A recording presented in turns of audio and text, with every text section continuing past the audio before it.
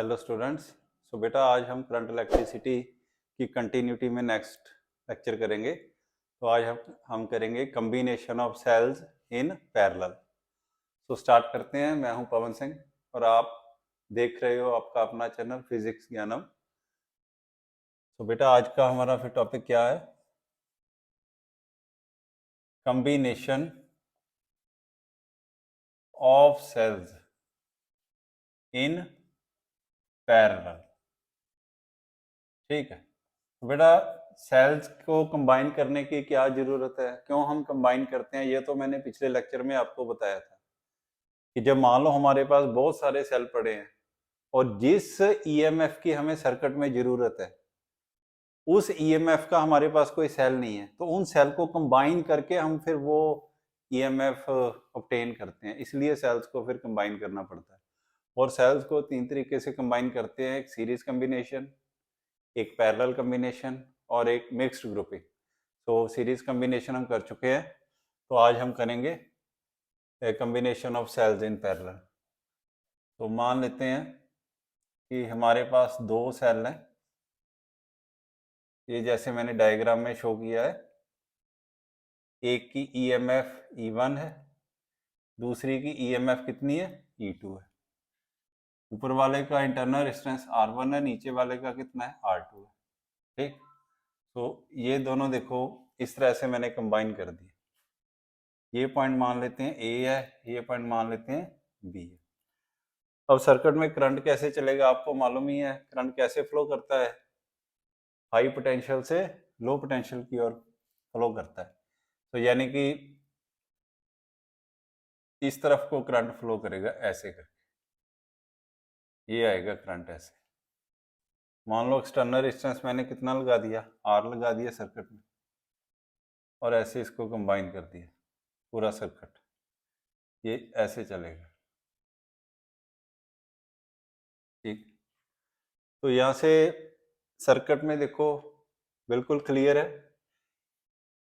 कि जैसे मान लो कि I current, net current I circuit में फ्लो करता है। जैसे ही बी पॉइंट पे पहुंचता है ये दो पार्ट्स में डिवाइड हो जाता है। मान लेते हैं I1 करंट ऊपर चला जाता है, I2 करंट नीचे आ जाता है।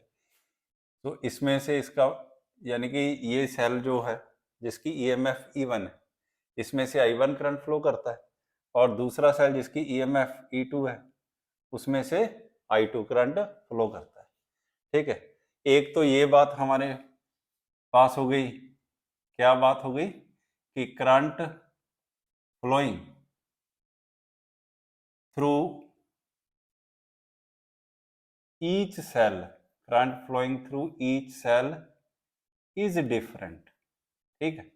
एक तो बात ये हो गई कि हर सेल में करंट जो है वो अलग अलग फ्लो कर रहा है। और दूसरी बात कौन सी है, अब देखो आप ऊपर वाले सेल को देखो, नीचे वाला मान लो है ही नहीं, ऊपर वाले सेल को देखो, इसके इस एंड पे मान लो ए एंड है, कितना पोटेंशियल है, मान लेते हैं VA पोटेंशियल है, और दूसरे एंड पे कितना पोटेंशियल है, VB मान लेते हैं।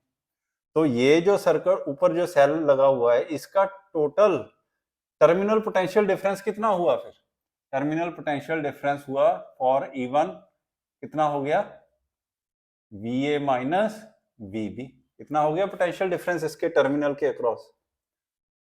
तो इसी तरह से बेटा अगर नीचे वाला हम सेल देखेंगे, मान लो ऊपर वाला नहीं है, आप ऊपर वाला देखो ही मत, नीचे वाला अकेला देखो, तो इसके टर्मिनल के क्रॉस भी, एक टर्मिनल के क्रॉस VA पोटेंशियल है, दूसरे के क्रॉस कितना है, VB।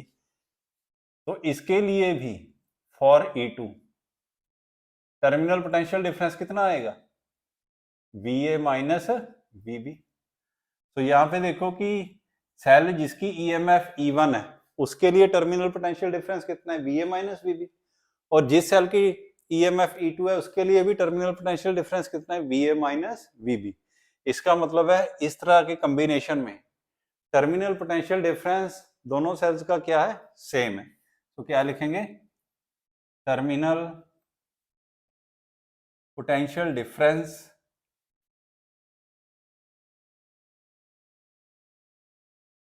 Of cells are is same, is same. तो दोनों का टर्मिनल पोटेंशियल सेम है, पोटेंशियल डिफरेंस। सो दो सेल्स जब हम इस तरह से कंबाइन करेंगे कि उनमें करंट तो अलग अलग फ्लो करे मगर उनका टर्मिनल पोटेंशियल डिफरेंस सेम हो, तो उनके कॉम्बिनेशन को हम कहेंगे कि cells are combined in parallel. ठीक है ना, यानी कि दोनों सेल्स का पॉजिटिव टर्मिनल एक पॉइंट पे कनेक्ट हो और नेगेटिव टर्मिनल दूसरे पॉइंट पे कनेक्ट हो। इस तरह से अगर सेल्स कंबाइन होते हैं तो उनको हम कह देते हैं combination of cells in parallel. तो ठीक है, अब हम इसमें सर्किट में नेट करंट कितना फ्लो कर रहा है वो फाइंड आउट करेंगे। तो देखो सर्किट क्या बोल रहा है, फ्रॉम फिगर करंट जो है यहाँ पे आके क्या होता है, डिवाइड होता है। सो नेट करंट किसके इक्वल है, I1 प्लस I2 के इक्वल है। इसे एक नंबर इक्वेशन लिख लेते हैं। अब हमें मालूम ही है कि टर्मिनल पोटेंशियल डिफरेंस और ईएमएफ में क्या रिलेशन होता है। पहले इस सेल के लिए लिखो, E1 सेल के लिए V किसके इक्वल आएगा, E minus I R. So E कितना है ऊपर वाले सेल के लिए, E1। करंट कितना है I1 और इंटरनल रेजिस्टेंस कितना है R1। मगर पोटेंशियल डिफरेंस कितना है वो हमने लिखा था VA माइनस VB, और VA माइनस VB मान लेते हैं किसके इक्वल आ गया, V के इक्वल आ गया।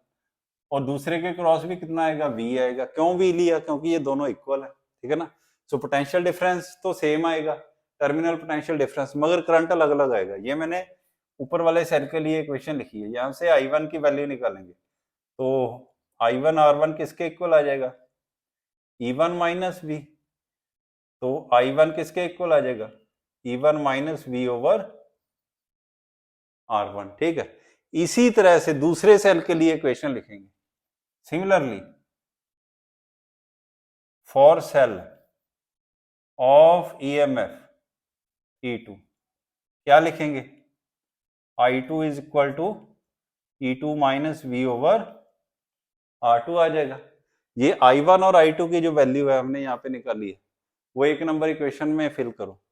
तो ये इक्वेशन क्या बन जाएगी, I किसके इक्वल आ जाएगा, I इक्वल टू I1 की वैल्यू क्या है, E1 minus V over R1, और I2 की वैल्यू क्या है, E2 minus V over R2 है। इसे थोड़ा सा जनरलाइज करो, क्या हो जाएगा, E1 over R1 minus V over R1 plus E2 over R2 minus V over R2। अब इसे थोड़ा सा सॉल्व करेंगे हम, तो देखो क्या मिलता है हमें।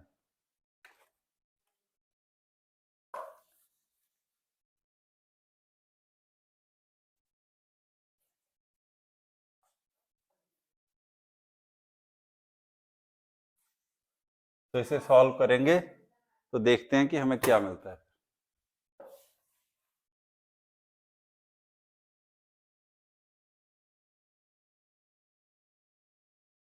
सो हमारे पास ये आ गया, देखो E1 वाली टर्म्स एक तरफ रख लो, क्या आ जाएगा हमारे पास, E1 over R1 plus E2 over R2। ठीक है, और दूसरा क्या आ जाएगा, V कॉमन है बाहर निकाल लिया मैंने, 1 over R1 plus 1 over R2, ये आ गया हमारे पास। ठीक, सो यहाँ पे देखो ये वाली जो टर्म है इसे मैं इस तरफ ले आता हूँ, क्या बन जाएगा, E माइनस यानी I minus E1 over R1 plus E2 over R2। दूसरी तरफ क्या रह जाएगा, minus V 1 over R1 plus 1 over R2 रह गया। ये माइनस का साइन भी इस तरफ लेके आओ, जब माइनस का साइन इस तरफ लेके आएंगे तो माइनस वाली प्लस हो जाएगी और प्लस वाली माइनस की, तो क्या हो जाएगा, ये हो जाएगा E1 over R1 plus E2 over R2 minus I is equal to V into 1 over R1 plus 1 over R2। ठीक है, सो इस वाली टर्म को मैं इधर लिख लूंगा, इस वाली टर्म को उस तरफ ले लूंगा, थोड़ा इजी हो जाएगा। क्या बन जाएगा, V इंटू इस वाली टर्म को मैं लेफ्ट पे लिख लूंगा, इनका एलसीएम लेके करो सॉल्व, क्या बनेगा, R1 plus R2 over R1 R2 is equal to, इनका भी एलसीएम लो, ये बन गया E1 R2 plus E2R1 over R1 plus R2 minus I हो गया। तो V किसके इक्वल आ जाएगा? V की वैल्यू निकालो, दूसरी तरफ चला जाएगी सारी टर्म, क्या बन जाएगा देखो। तो जनरलाइज करो, देखो क्या बनेगा।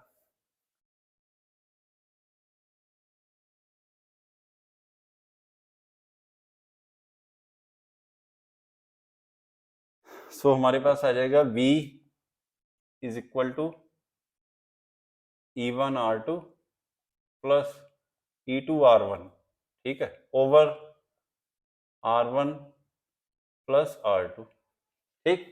ये वाली टर्म जब नीचे डिवाइड करेंगे तो क्या बन जाएगा? R1 R2 ओवर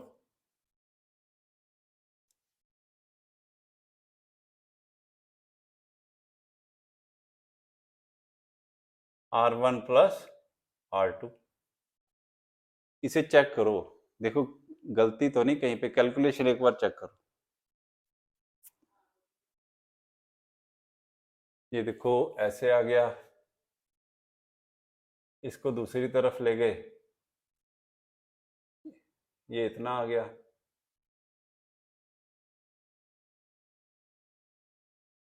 ये इधर लिख दिया हमने, ये दूसरी तरफ चला गया। ये देखो बेटा नीचे R1 प्लस R2 नहीं होना था, R1 R2 आना था, ठीक है ना। इसका एलसीएम लेना है ना, R1 R2 का एलसीएम क्या होगा? R1 R2 प्लस नहीं आना था, ऐसे आना था। तो यहाँ पे नीचे R1 R2 आना है, प्लस नहीं आना, ठीक है। यहाँ पे ठीक कर लेना, कैलकुलेशन में यहाँ पे गड़बड़ हो गई थी थोड़ी। चलो ठीक है, अब ठीक है। ये तो फर्स्ट टर्म लिख ली हमने। जब हम इसको दूसरी तरफ ले जाएंगे, इसको डिवाइड करेगा, पहले ये कर दिया, फिर माइनस आई को भी डिवाइड करेगा, माइनस आई, तो क्या बन जाएगा? R1 R2 over R1 plus R2 हो जाएगा, ये आ जाएगा, ठीक। तो ये देखो R1 R2 से कैंसिल हो गया, तो क्या आ गया हमारे पास, वो अब लिख देंगे। तो फाइनल रिजल्ट हमारे पास क्या आएगा, वो अब हम लिख देंगे।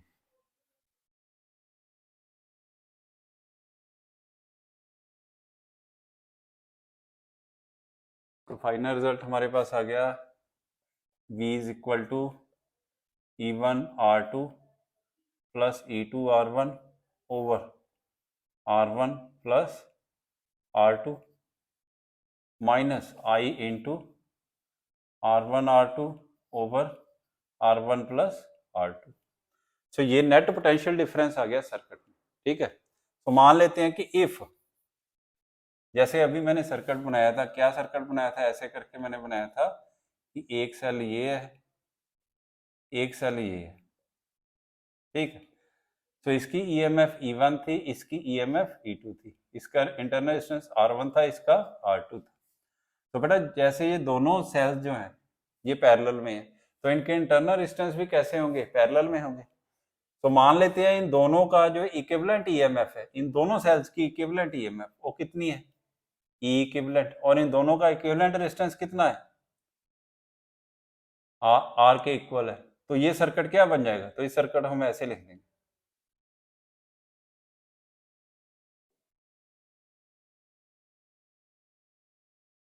ये सर्किट ये बन जाएगा, ठीक है ना। ये वाला सर्किट कैसे बन जाएगा? ऐसा बन जाएगा कि इन दोनों की इक्विवेलेंट ईएमएफ ये हो गई और दोनों का इक्विवेलेंट रेजिस्टेंस कितना हो गया? आर हो गया। तो फिर अगर नेट ईएमएफ सर्किट में ई इक्विवेलेंट है, इंटरनल रेजिस्टेंस आर है, तो इसके क्रॉस टर्मिनल पोटेंशियल डिफरेंस कितना होगा? वी होगा। तो वी की वैल्यू किसके इक्वल आएगी? सो वी की वैल्यू आ जाएगी ई इक्विवेलेंट माइनस आई आर के इक्वल आ जाएगी, ठीक है। तो ये देखो इन दोनों इक्वेशंस को कंपेयर करो, ऊपर वाली को और नीचे वाली को। तो देखो ई इक्विवेलेंट की जगह क्या पड़ा है? ये पड़ा है E1R2 plus E2R1 over R1 plus R2, ठीक। और R की जगह क्या पड़ा है? स्मॉल r की जगह ये पड़ा है R1 R2 over R1 plus R2 के इक्वल, ठीक है ना। सो ये आ गया। सो ये नेट इक्विवेलेंट इंटरनल रेजिस्टेंस आ गया और ये नेट इक्विवेलेंट ईएमएफ आ गई 2 सेल्स की। सो इनका यूज करके अब हम current in the circuit find out करेंगे कि टोटल करंट सर्किट में कितना होगा। सो वो किसके इक्वल आएगा, आपको मालूम ही है उसका रिलेशन कि total EMF over total resistance. तो करंट इन द सर्किट कितना आ जाएगा, total EMF over total resistance in the circuit, total resistance in the circuit. तो टोटल ईएमएफ कितनी है, जितनी ये ई इक्विवेलेंट है, तो ये आ गई ई इक्विवेलेंट। तो टोटल रेजिस्टेंस बेटा कितना है, ये देखो, ये स्मॉल आर क्या मैंने अभी बताया था, ये है equivalent resistance of these two resistances, equivalent internal resistance of these two resistances. ये दोनों पैरेलल में है, तो इनका नेट इक्विवेलेंट रेजिस्टेंस कितना होगा, 1/r is equal to 1/r1 plus 1/r2। Parallel combination लगा लेंगे तो यही बन जाएगा। तो ये आ गया आर, मैंने यहाँ पे लिख दिया। अब ये सेल आपस में चाहे सीरी में जुड़े हो चाहे पैरेलल में जुड़े हो, मगर एक्सटर्नल रेजिस्टेंस के साथ सीरी में जुड़े होते हैं। तो ये नेट जो इनका इंटरनल रेजिस्टेंस आया है, जब पूरे सर्किट का रेजिस्टेंस फाइंड आउट करेंगे तो ये बाहर वाला जो रेजिस्टेंस है इसके साथ भी इसका कॉम्बिनेशन लेंगे और वो हम सीरी में लेंगे। तो आर को कैपिटल आर के साथ अगर सीरी में कंबाइन है तो नेट रेजिस्टेंस सर्किट में कितना आ जाएगा, आर प्लस आर के इक्वल आ जाएगा। तो फिर करंट किसके इक्वल हो गया, करंट हमारा हो गया ई इक्विवेलेंट की वैल्यू देखो ये पड़ी है, E1R2 plus E2R1 over R1 plus R2। नीचे स्मॉल r की वैल्यू कितनी है, R1R2 over R1 plus R2, और एक्सटर्नल रेजिस्टेंस की कितनी है, R है। तो ये हमारा बन गया कि नेट करंट सर्किट में कितना फ्लो करेगा in case of parallel combination of two resistors. ठीक है, तो इस तरह से बेटा हम ये कर सकते हैं, आपको समझ लग गया होगा। तो इसमें सिर्फ यही बात देखनी है कि जब दो या दो से ज्यादा सेल्स पैरेलल में कंबाइन होते हैं, ठीक है ना, तो उनकी जो टर्मिनल पोटेंशियल डिफरेंस है वो सेम रहता है, मगर करंट उनमें क्या होता है, अलग अलग फ्लो करता है। ठीक है ना, ये बस बात दिमाग में रख के हमने कर लेना है। अब अगर मान लो कि जैसे मैंने यहाँ पे दो सेल कंबाइन किए थे ऐसे करके, एक ये था एक ये था, अब इनके देखो पॉजिटिव टर्मिनल एक तरफ जुड़े हैं, नेगेटिव टर्मिनल दूसरी तरफ। मान लो अगर मैं एक का टर्मिनल रिवर्स कर देता हूँ, ठीक है ना, रिवर्स का मतलब है कि जिधर पॉजिटिव था उधर नेगेटिव कर दिया, जिधर नेगेटिव था उधर पॉजिटिव कर दिया। इससे क्या फर्क पड़ेगा इस रिलेशन में, मैंने बताया भी था पिछली बार, रेजिस्टेंस जो है इनको कुछ नहीं होगा, ये वैसे ही कंबाइन करेंगे जैसे कर रहे हैं। ठीक है ना, सारे सर्किट में ये सारे रिलेशन में R1 R2 के साइन को कुछ नहीं होगा, ऐसे ही चलेगा। फर्क किसको पड़ेगा, E2 के साइन को। जहां पर E2 लिखा है वहां पर हम क्या लिखेंगे, माइनस E2 लिखेंगे। ठीक है ना, जहां जहां पर E2 लिखा है वहां पर हम क्या यूज करेंगे, माइनस E2 यूज कर देंगे, बाकी सारा रिलेशन ऐसे ही रहेगा। ठीक, तो इस तरह से हम ये पैरेलल कॉम्बिनेशन ऑफ रेजिस्टर, अगर पैरेलल कॉम्बिनेशन ऑफ सेल्स अगर हो तो नेट करंट हम इस तरह से निकाल सकते हैं। अब हम इसका स्पेशल केस करेंगे। स्पेशल केस क्या करेंगे कि अगर मान लो कि n सेल्स हैं, n सेल्स वो पैरेलल में कंबाइन है, मगर वो इस तरह से कंबाइन है कि सारे सेल्स का जो ईएमएफ है वो सेम है और इंटरनल रेजिस्टेंस भी क्या है, सेम है। ठीक है ना, तो नेट करंट कितना सर्किट में फ्लो करेगा। ठीक है, सो देखो मान लो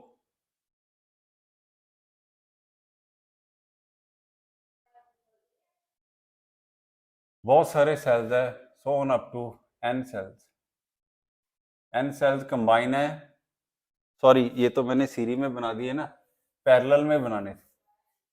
पैरेलल कॉम्बिनेशन लेना है, पैरेलल में कैसे बनाते हैं, मान लो ये एक सेल है, ये दूसरा सेल आ गया, ये तीसरा सेल आ गया, so on n cell combine कर दिए हमने पैरेलल में।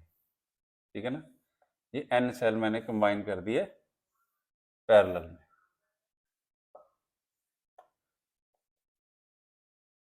इस तरह से इसका सर्किट बना देते हैं, ये n सेल्स कर दिए, और इनके बाहर ये एक्सटर्नल रेजिस्टेंस लगा दिया R, ठीक। तो अब कितना करंट फ्लो करेगा ये हमने फाइंड आउट करना है, ठीक।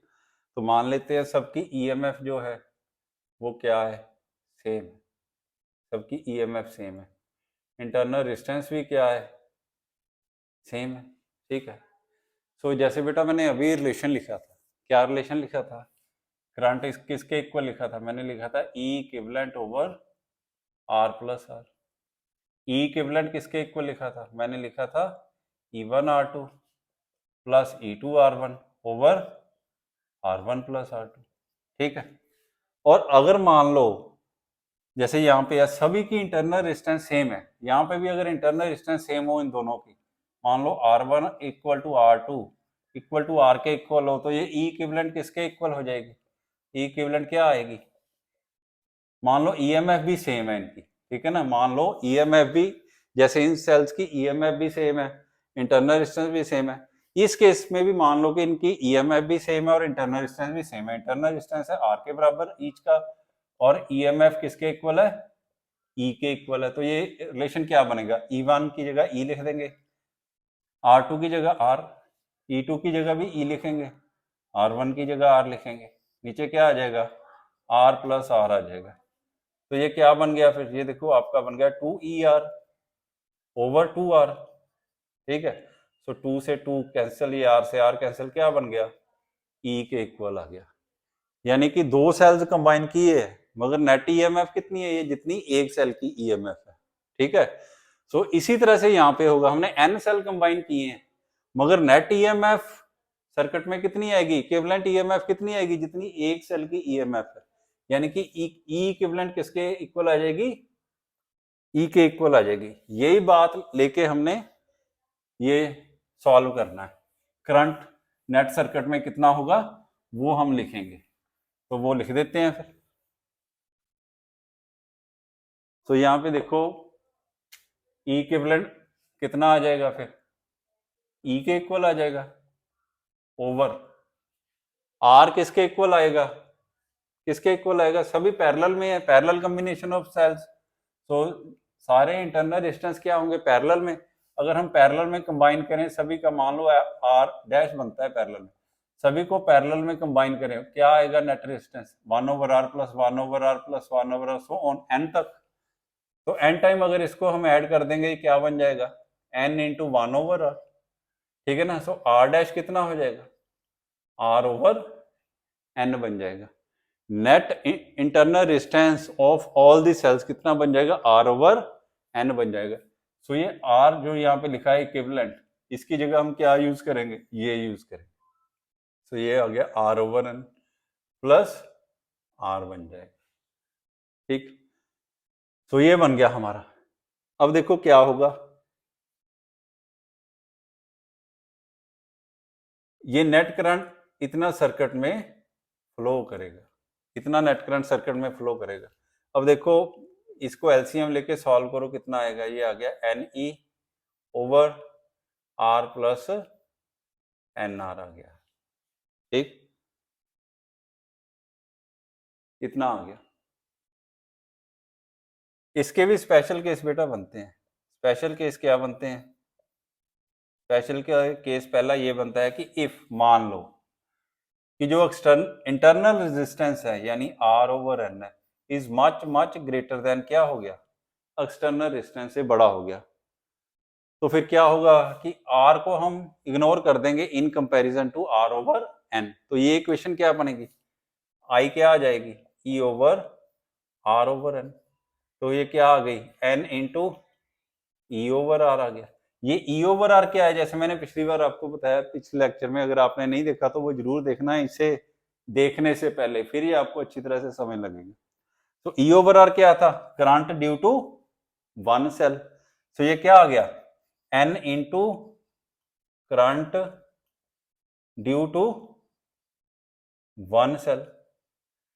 मेरे कहने का मतलब है कि अगर पैरेलल कॉम्बिनेशन में जिसमें N सेल्स जुड़े हुए हैं जिनकी EMF सेम है, इंटरनल रेजिस्टेंस सेम है, तो उस केस में अगर हम सेल्स को इस तरह से कंबाइन करते हैं कि उनका इंटरनल रेजिस्टेंस बहुत ज्यादा है एक्सटर्नल रेजिस्टेंस के मुकाबले, तो नेट करंट सर्किट में कितना फ्लो करता है, n time the current flowing due to one cell.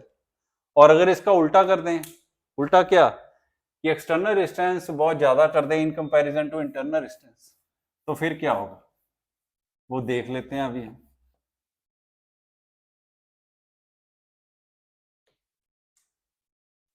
If, ये सेकंड केस है, ये पहला केस था ना, ये सेकंड केस है। If external resistance is much much greater than internal resistance, तो इस रिलेशन में ये स्टार देखो, स्टार रिलेशन में, स्टार रिलेशन देख लो या ये वाला देख लो, इसे मैं स्टार बोल देता हूं, इसे हटा देता हूं। स्टार रिलेशन में देखो आर के कंपैरिजन आर ओवर एन को हम इग्नोर कर देंगे, तो इक्वेशन क्या बन जाएगी, I is equal to E over are.